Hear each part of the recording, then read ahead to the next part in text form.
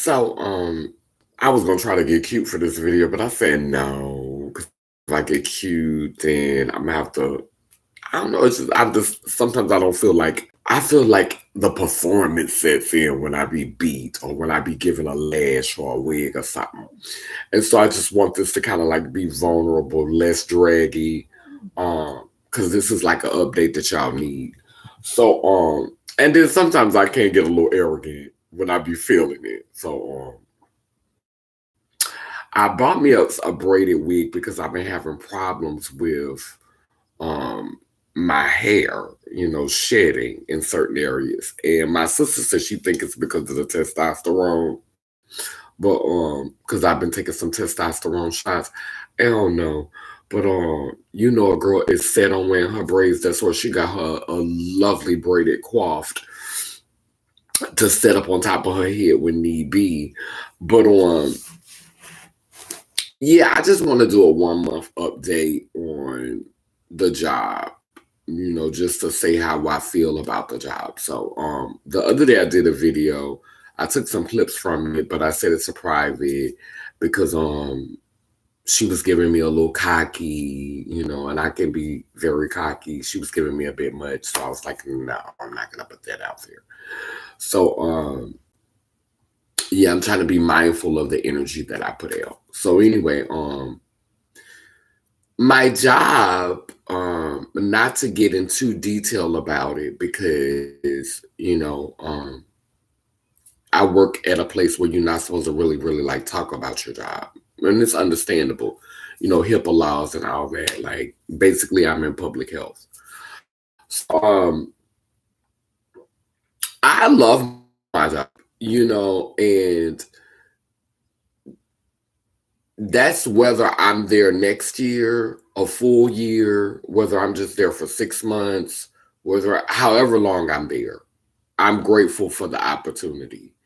And I could have never had this opportunity had I not walked away from the opportunities that were being afforded to me in New Orleans. Um,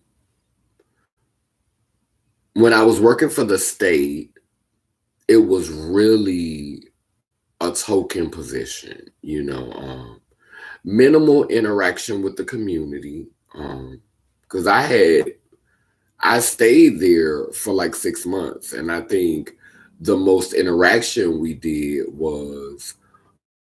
um, was Essence Festival. When we, kind of like had to go and help set up and all that, but there was not really a lot of interaction with the community. Like I sat behind a desk and package stuff, but I didn't really, you know, engage with community.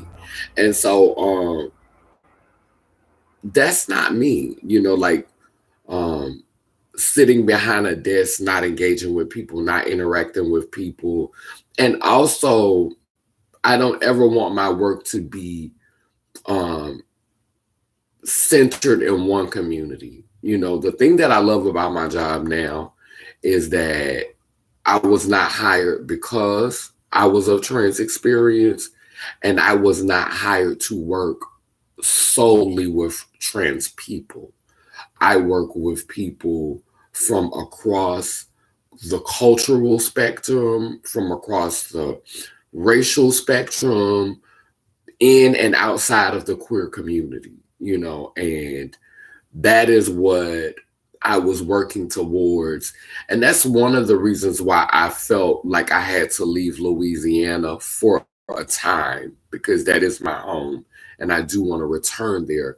But I need to move around, move out of the front lines, gain some credentials for working outside of my community, gain some like become more established as a person who works amongst the people, but is not tokenized to work with trans, not exclusively used for that. And so it was hard to get out of that. I was trying to break out of the box. I still wanted to be on the front lines working with community, but I wanted to expand my reach. I wanted to be seen as a human being before a trans person. if that makes any sense. I want people to see my humanity before my transness, okay?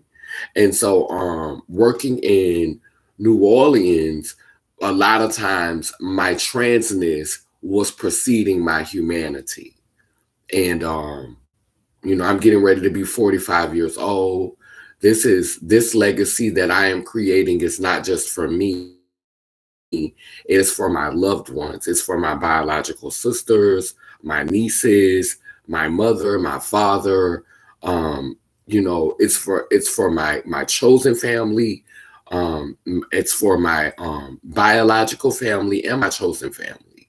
And so I want to have a narrative that brings honor to both my biological family and my chosen family, not one that just, celebrates my chosen family, and not one that just celebrates my biological family, not one that erases where I came from, um, and just focuses on where I am now. Amen, a woman. So this job opportunity is giving me that experience, walking away from opportunities that were being afforded to me in Louisiana, and coming here and having this opportunity really just proves um, that I made the right decision when I walked away, because I could have never had the opportunity that I'm having now. And I can't tell you how much fulfillment I get out of my job. I can't, I just, some days it's rough.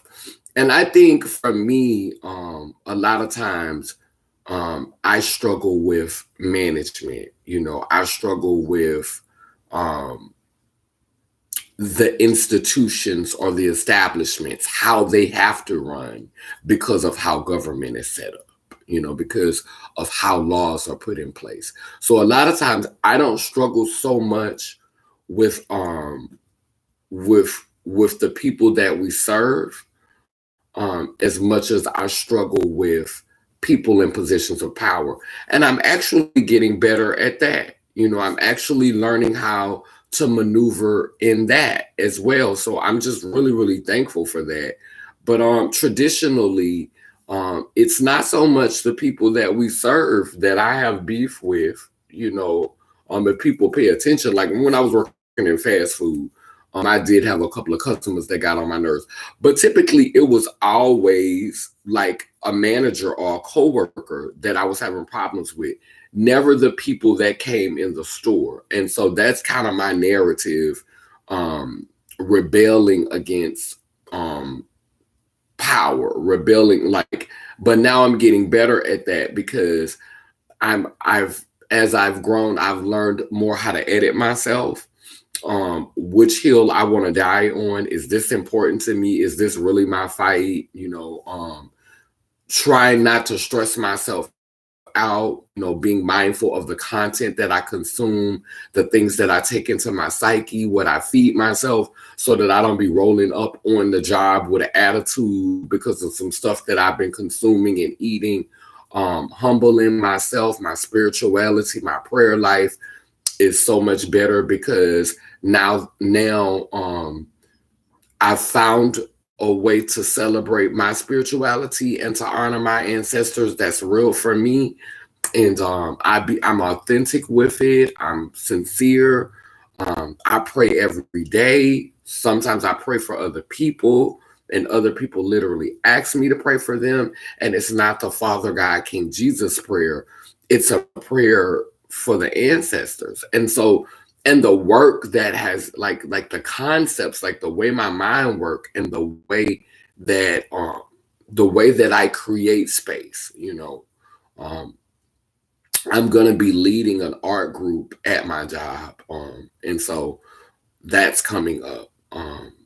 And this is, I'm telling you, like, these were opportunities that I did not have, in Louisiana, to work with people. Like, there's so much gatekeeping going on in Louisiana, and it was so hard to venture out into other parts because there's so much gatekeeping. And Um, Unfortunately, I think that the trans community is going to mimic that behavior that cis people have mimicked and done to us for a long time, because now, the trans people are in power. It's a lot of gatekeeping going on amongst them. And and I don't solely blame trans people for being gatekeepers in New Orleans, because you learn from your examples. And if the gay community was gatekeeping before you, the lesbian community was gatekeeping before you, the heterosexuals were gatekeeping before you, 9 times out of 10, you're going to gatekeep too. And so it was amazing to me that when I came to New York, I thought my opportunity, well, some opportunities have come from Black trans women.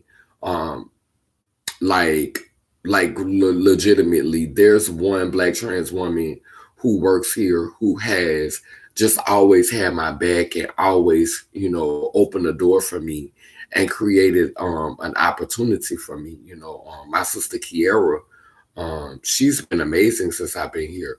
But not many other, Black trans women have opened the doors for me and have created opportunities for me. And I get it. I understand, too many roaches on this cornbread.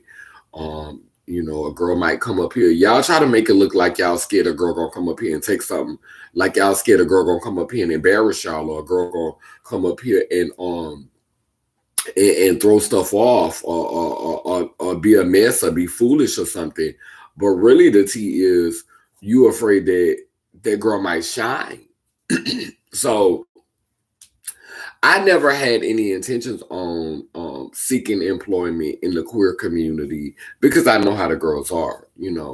Um, and when I came up here, I said that I don't want to work for any queer-led organizations.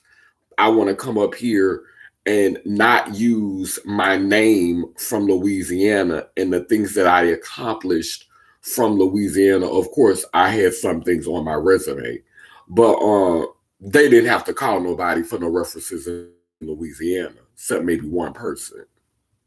But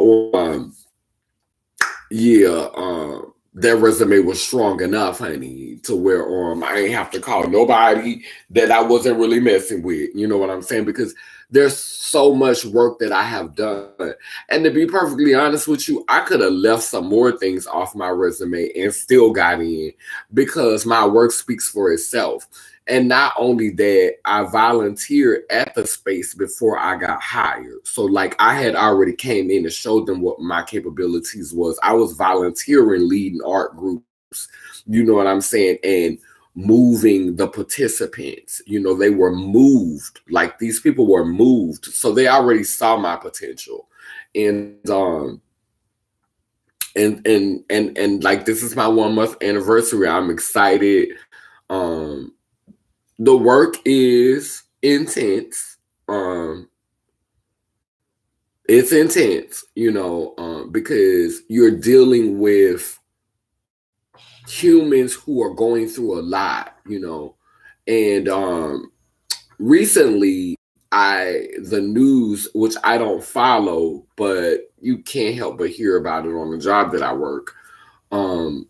There is a serial killer who is killing the unhoused, people who are currently without homes.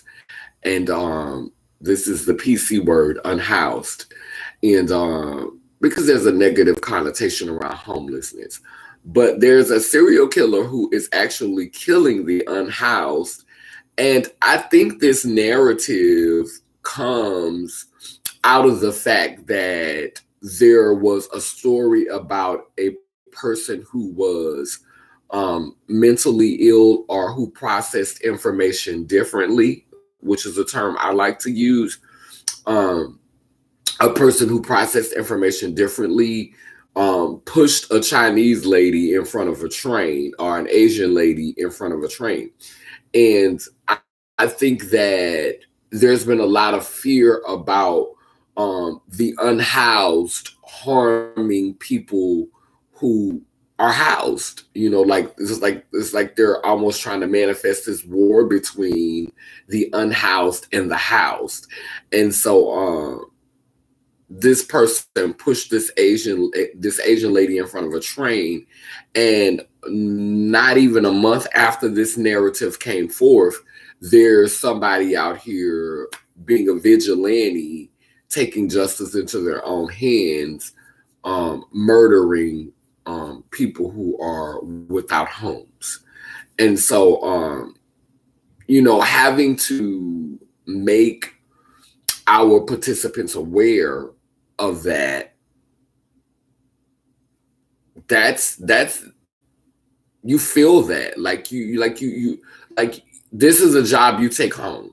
Like you're gonna come home thinking about it, and wondering if this participant is okay, or, thinking, is this participant gonna be all right, or are they safe tonight? So like it's definitely a job you bring home. And it's not overwhelming for me because I feel I feel honored to be connected in this way to people, um, to be working at this level, and to also be able to get paid for it, because I've been doing this type of work for free forever. And so finally to be doing the kind of work that I love for free, basically, um, I mean, I feel like a mother to like adult children, you know, um, like that's what it kind of feel like sometimes. Not to say that everybody acts like a child, but there is those moments where um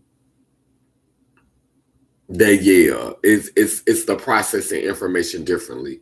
And that's what I've always been. I've always been adults, a mother to adult, beings who were still finding themselves, because in some capacity we are all still children, we're all still learning.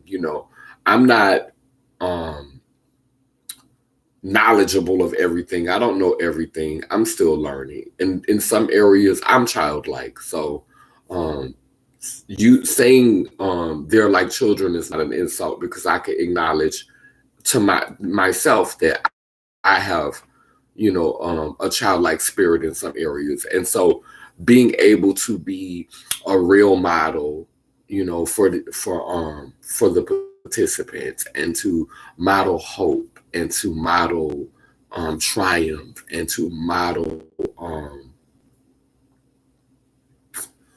to model attributes that they can see in themselves, and that can help guide them on to the next part of the journey in this life.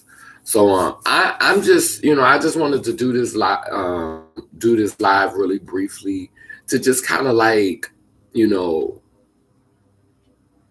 just to express to someone out there may need this message.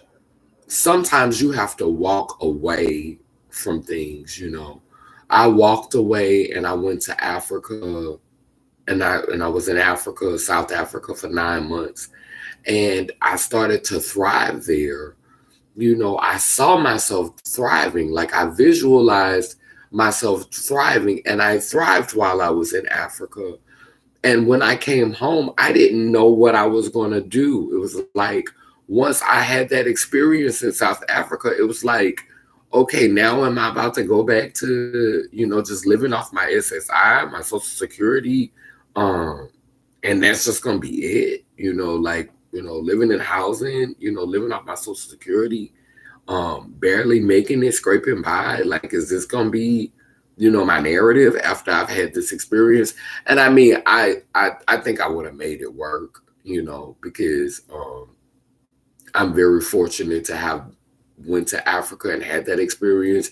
I stand on the shoulders of so many of my sisters. I think of often about Bebe. We weren't super close, but I was thinking about her the other day, And I was thinking about, like, literally how these girls sacrificed so that we could live on. Like, I remember when I was ready to get back out in them streets and prostitute and carry on. Like, I really was ready to get back out there. And this was after um my the love of my life had left me. You know, this is the first time he had left me. And the one who I had married, and we posted it on YouTube. I still have that video. It's just set to private, but I still have it though. And the first time he left me, I got out in the French Quarters and had the blonde hair in my head and this little t-shirt dress on. And I thought I was about to get out there and work and make me some money, honey. And baby said, this is not your life no more. This is not for you. This is not your life. This is not where you are anymore. And her boyfriend brought me home. You know, she brought me home, but she died out there in them streets. You know, not too long after that. Like, not even 3 years after that. Maybe not even 2.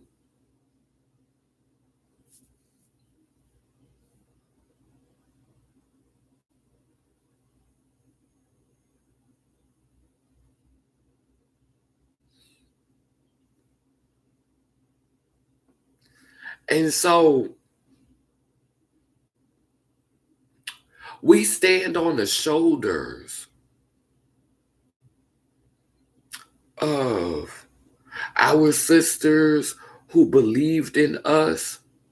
And even though they couldn't let go of their pain and move out of that street and move out of that life, they still pushed us. They still supported us.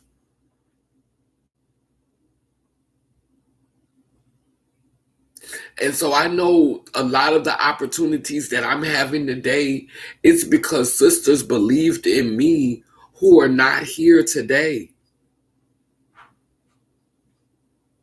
It's because sisters encouraged me who are not here today.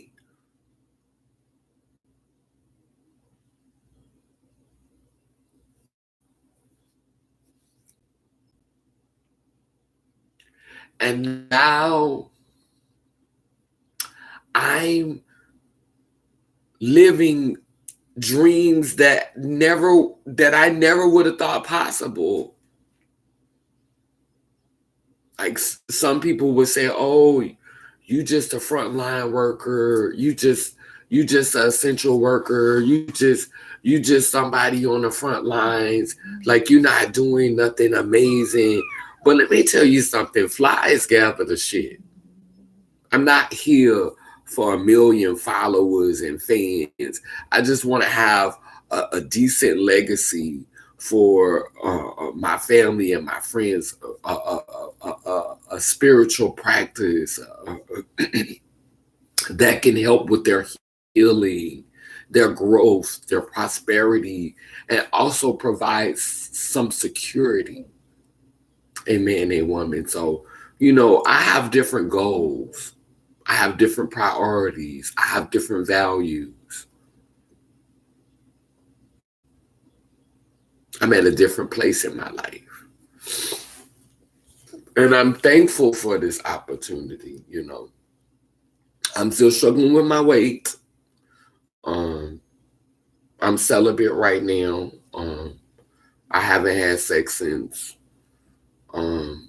I think like February the 29th. Was it February?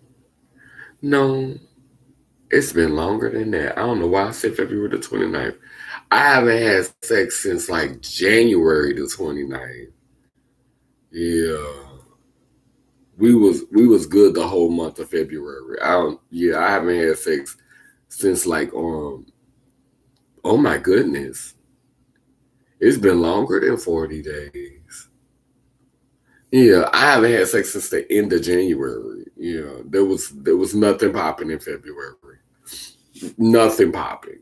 Like, I started working on February the 14th, and I was already celibate like maybe 2 weeks before that, almost three. Um, so I'm gonna continue that on until around my birthday. I was thinking about going to get my pussy deeper. Like I was thinking about going to have that process, and then I was like, no, I don't feel like going through all that. So, my daughter is having some stuff done this year. And it's like both of us don't need to be on the table the same year. Like that's just a little bit, that's just too much for me. And honestly and truly, if I got some more depth, I don't know if it would be as much for me as it would be for me trying to please my partner. And I'm not willing to risk discomfort, that much discomfort for for somebody else, because I mean I enjoy sex like now. Like I enjoy it, I had an orgasm the other day, with the toy. So I'm just not interested in putting myself through all of that. My nookie is beautiful as it is. I think it was, to be perfectly honest with you, I haven't watched porn in over a month. And I think not visually, seeing those perfect vaginas, um, I think that's been helping. Like somebody said, why would you watch that? I'm like, now I'm saying, yeah, I think you got a point, girl. Why would you watch that, girl? Because girl, it's like you brainwashing yourself to feel like you need something else. Like this not like what you have is not good. I saw Hope Giselle um do a review about getting her vagina, and I'm just waiting to see how she's gonna be a year after the surgery, because if I'm not mistaken, she was not castrated prior. She did not have an orchiectomy. She kind of like did the one chop. She did the swoop swipe. So there wasn't an opportunity for her to change mentally and emotionally prior to, like, it's just gonna be the whole kit and caboodle, the whole shift. So I'm interested in seeing how her thought process changes in the next year. I'm wondering if she's still going to be as visible, and is she still going to talk as much? Because one thing that is like common amongst most sex changes is that there is this period of stealth. There is, and I think it happens when the girl starts to realize that, hey, I could legit be passable. Like, hey, I could legit, get in, and I think a lot of girls, who have like an exotic look or a look that keeps them from feeling like they're passable, because some girls are passable and don't realize they're passable. But I think some girls think that passability is not attainable. Like it's like getting in, and even if people get the tea, like they just have so much respect for you because your look is just over. So on your energy, correlates with your look. It's like you really, really just embodying, the divine feminine. Like you really just became a host for that. That's what you're giving. It's giving.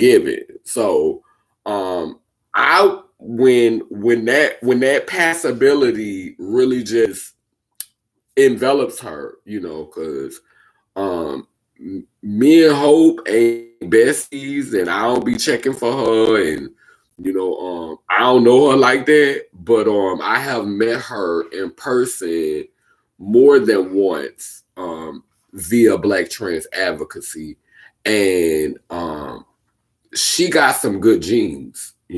She got some good genes, and with that sex change, honey, some things about to break down, Some hips about to spread. Skin about to be even more on fleek. If it ain't on fleek, it's about to be even more on fleek. She got a beautiful, even complexion. To me, she's a beautiful chocolate girl. And so I think, via this surgery, that look is really about to evolve, and Miss Baby about to break it up, and I just only hope that she takes a season to listen, to what's going on, and not have to give like a blow by blow up to the minute, because sometimes you just have to experience it, sometimes you have to move in stealth, so that you could just experience, because sometimes when you give people information hot off the press, when you ain't really got the full picture yourself, later on you start to look like you ain't know what you was talking about. And I don't want that to be the case for her, because when I was listening to her video, I was very happy for her. But the one thing that, because I could agree with what she was saying about, it wasn't painful, but just really just like the most uncomfortable you'll ever be in your life. Because I was seriously just uncomfortable. But it kind of felt like she was having a wart removed when she was talking about her male appendage, her phallus. It just gave me like, this is an inconvenience. And I wish it could have been a little deeper than that. I wish the conversation could have been a little deeper than that.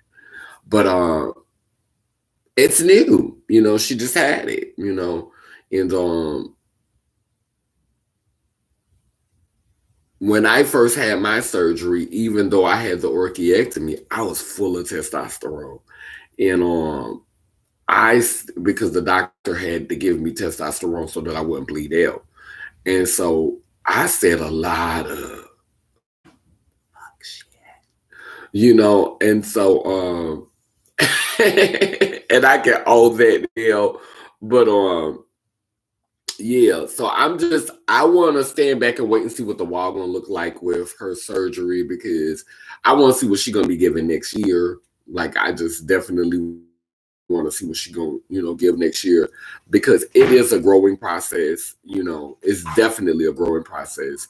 When you get that surgery, if you were slanging and banging and you had peace and balls when you got that surgery, when that testosterone level lower off, because it's one thing to take some hormone blockers. It's another thing to get that stuff removed.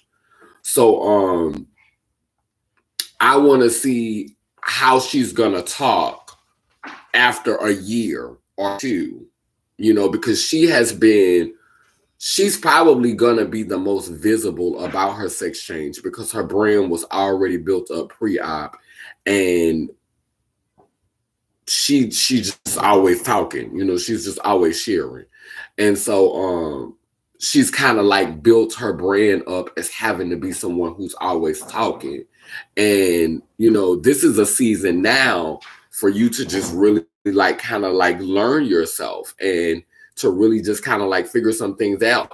And I think a lot of things that she's aligned herself with, I think that she's going to be given oops. I think it's going to be one of them moments oops. I think them teasers about the episode, because that sex change will make you rethink some things. I'm just saying. But it's her sacrifice. She made her sacrifice. She can do what she wants to do with her sacrifice. This is what I always say to girls who get the sex change. It is your sacrifice. It's your sacrifice. and you can do what you want to do with your sacrifice. That is when you say, that's when you say to this world, I don't need this anatomy to validate me. I don't need this. I am, I am self-propelled. You literally, create in a different way. Your power comes from a different place. You have to channel, and so you have to surround yourself with people who are really genuinely in support of you. When you get that sex change, honey, you channeling. You ain't like the children with the testicles pumping, testosterone through their body. Like you have to channel that. When I get up and get out of bed and run up and down the stairs every day and go to work and whatever I do in my day-to-day life, honey, I channel that. I pray for that. That comes to me. We are literally, especially if you're not taking hormone replacement therapy, because I go through those seasons where I don't take hormones for a while and be around here with hot flashes, but I be having to give my body a break from all of the medicines, all of the medications. But I don't go a whole year without taking, like, I may go, like, the longest I ever been is probably like 9 months. But y'all, I be having hot flashes and be sweating my ass off. The thing that I do like about when I be off hormones, though, because I'm having hot flashes, that pussy be hot. Pussy be sweating. Let me stop. But yeah, I be living for that. Like, I be hot, but that coochie be hot too.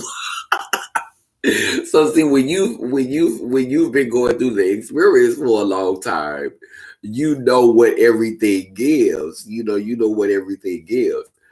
You have to lubricate that girl a little bit more too. If it's summertime, child, she'll lubricate herself naturally because she'll be sweaty cooch. But giving sweaty cooch tease. Come on, musty cooch. Let me stop. But yeah, girl, I'm just interested in seeing what she's gonna be giving, with her pocket full of sunshine, just interested to see how the dialogue is gonna change and what she's gonna be talking about in the coming year. So I wanted to, piggyback on that, but I also want to congratulate her, or congratulate her on her sacrifice, welcome her to the other side of the veil. And yeah, pretty much. Let me light my candle.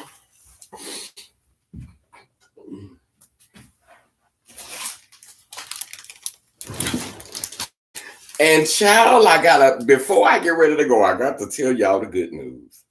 So the good news is the Bluetooth device is ready to pair.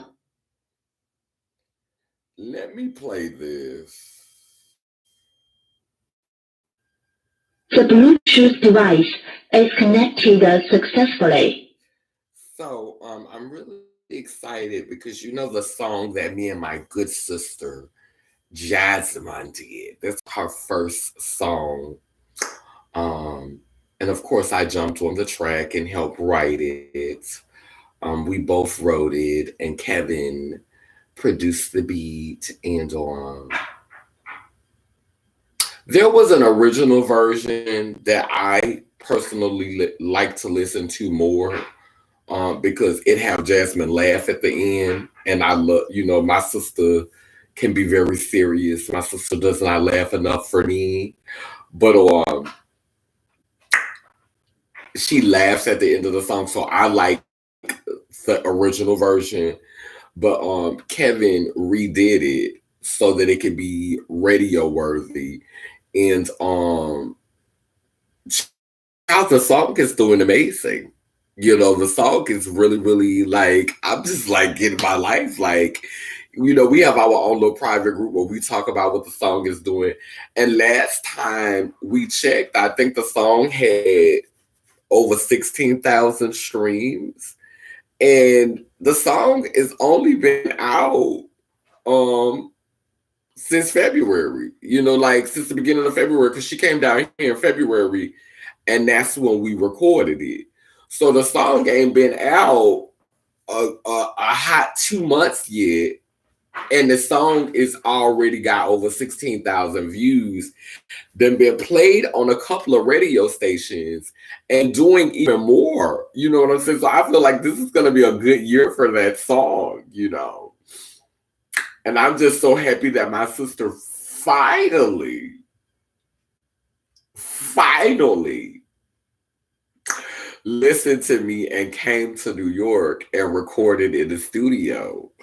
Because, honey, it was magic. It was magic. And I know that it's just going to continue to do better. Like, I'm so excited. So I'm going to play the version that I like to listen to. But if y'all want to hear it on the radio, it's on Kaneen. It's on Kevin Wendell page. It's on Kevin Wendell Jones music page on YouTube, but you can Google Love, and not that I'm trying to be grand, but if you Google Love and just put in Kaneen, like it'll pop right up. Because Kaneen is that I've been using the hell out that name, but Google know me. Google, you know me, Google. You know me. Oh, okay, you know me, Google. You know who I be, Google. This is one for the books. This is a song about love. Self-love.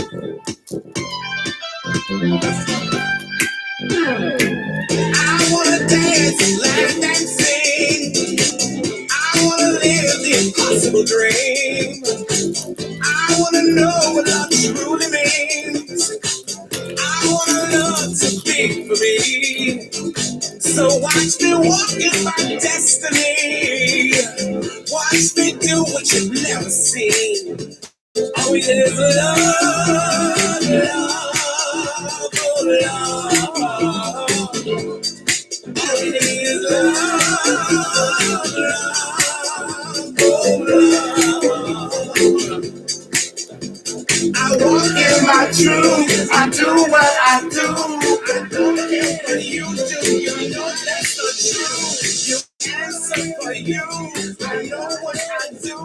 I love you, that's true, but you got to love you.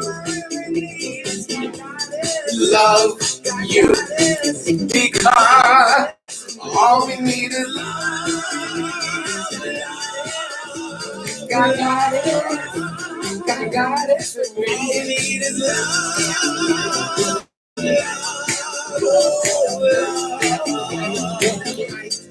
You, me, him, her, them, they, them, you're my sister, and man, her, yes, man, yes, sir, we're all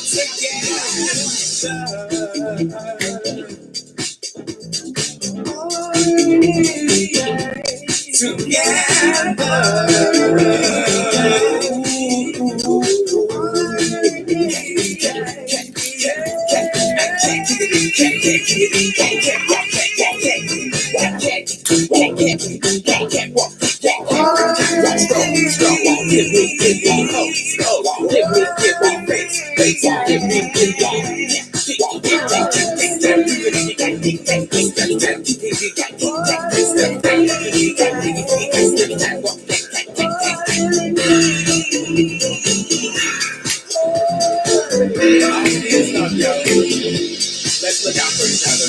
All I really need is God is unity. God is unity. God is yes, it's me. All I really need is God is. God is. actual chocolate.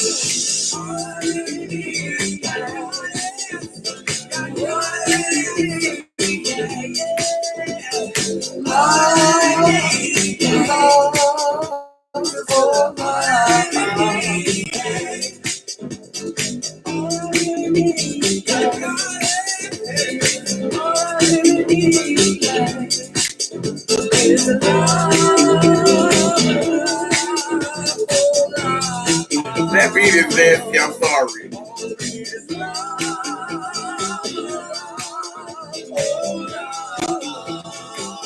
That beat just make you want to fall into a nasty dip. Like, yeah.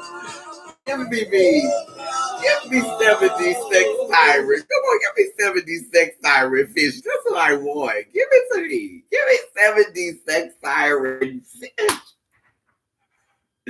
70 sex siren fish. 70 sex siren cunt. Oh.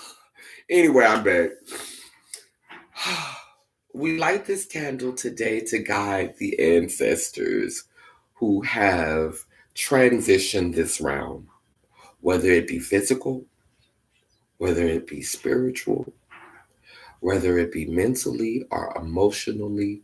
We are whole. We are whole and complete beings every day, realizing more and more of our intense and immense purpose. And man and woman. Down but down, do I say cool? It keeps spinning and turning. Oh yeah, before I get ready to go, I'm working on a new song. It's absolutely fire. I think I'm gonna go in the studio next week. I think I'm gonna go and record it next week. If I get time, my job is just so demanding. Like I be at work so many hours. Oh my, but I think I want to go to Paris. I think I want to spend 3 weeks in Paris this year. So yeah, that's gonna make it. That's gonna balance it out, honey. Being at work all the time, being able to go to Paris for 3 weeks. At first, I wasn't really like excited about taking a trip to Paris, and I said this on my Facebook post because I felt like America was just Europe part 2. But sometimes a closer look is necessary, and I want to see what things look like fresh off the grill, because a lot of the innovations that America is making are basically just a trickle down effect from places like Paris and other parts of Europe. So I want to go over there and experience what they're doing over there, and I think it will impact my art in a very good way. So, this year I've been to Africa twice. I've been to Canada twice. I want to go to Paris, and then I'm thinking maybe like a trip to somewhere in Asia. But somewhere in Asia.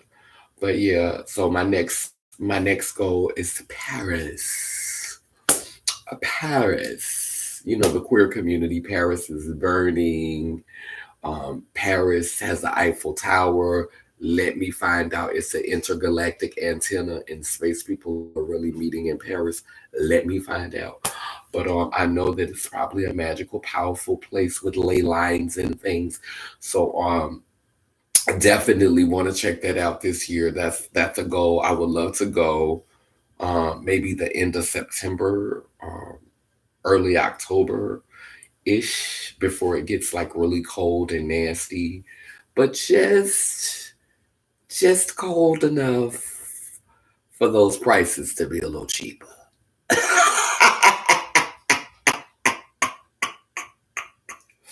Yeah, just cold enough for those prices to be cheaper. And I want to thank you, Mindy.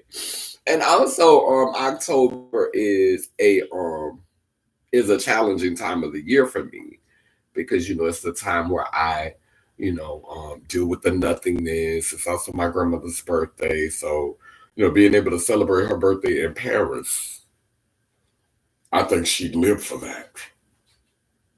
I think she'd live for that.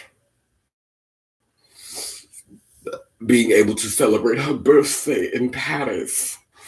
And also, this year is um 2023 will be my 20-year anniversary with the nothingness.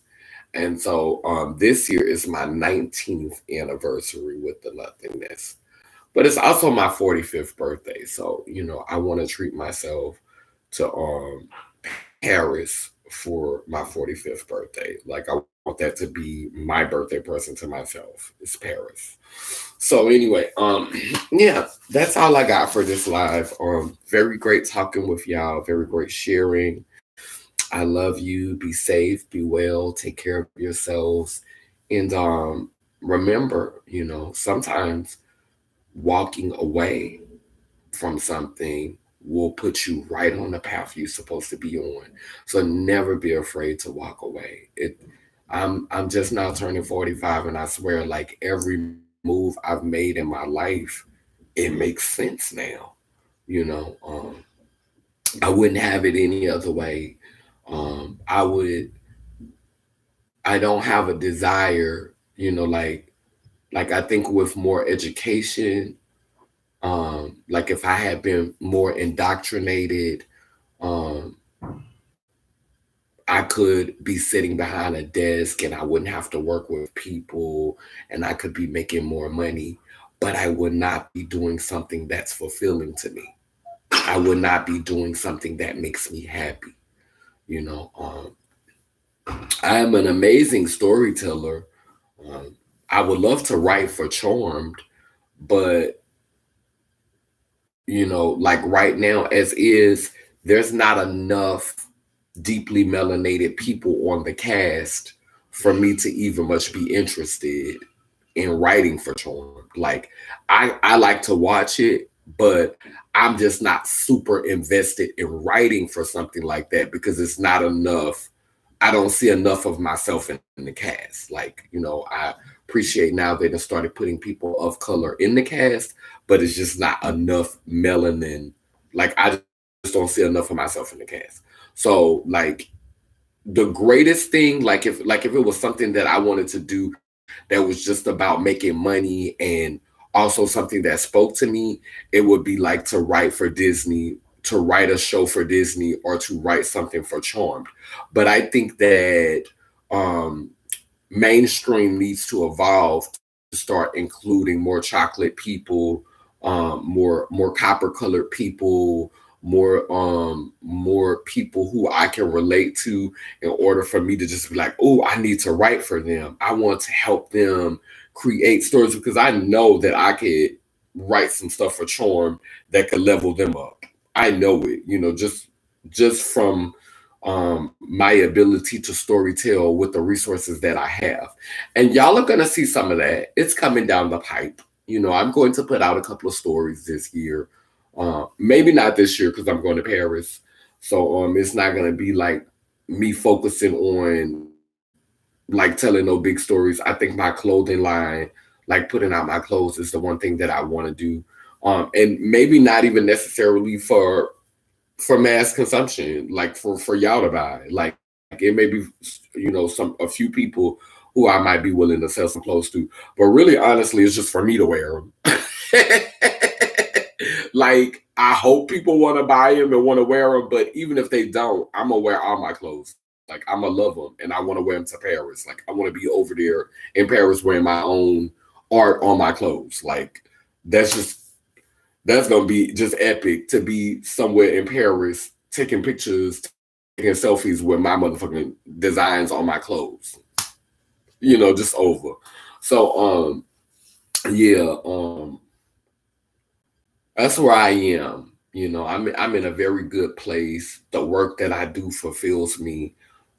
Like I said, I couldn't imagine, um, even if I was making more money sitting behind a desk and not being able to engage in the way that I'm engaging now.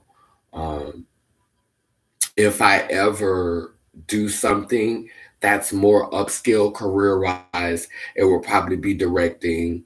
Um, it will probably be teaching.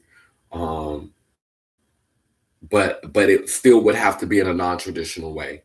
I think um, in a couple of years, I'll definitely, without a degree, um, be recognized for my value. I think the world is moving in that direction, and I've been consistent in developing my skills and my gifts. And so I feel like we're moving into a world where college education is not as necessary as it used to be. What I find very troubling about this reality is that there's so many narratives where Caucasian men in particular do not have college education, but are, are excelling and advancing in society, and respected for their raw and natural intellect, whereas many times beings who are feminine, or like I like to describe myself, um, FED, fed, which is feminine or female expression dominant, a lot of times, women and people who fall under that umbrella of womanhood or womankind are expected to go and indoctrinate themselves in order for them to be seen as intellects, and for their wisdom, their knowledge, and their information to be valid and valuable. And that's a problem. And I feel like more copper colored people, indigenous and black people should continue to challenge that narrative and show them that we are super intelligent beings, capable and competent without being indoctrinated. Amen. A woman, Laylim Layler. And with that being said, I'm going to bless you all. You have a beautiful day. Down but now that I say cool, it keeps spinning and turning. Iangani, Iyanko, Kalukalo, which means I am a child of God Goddess. And if I am, you know you are.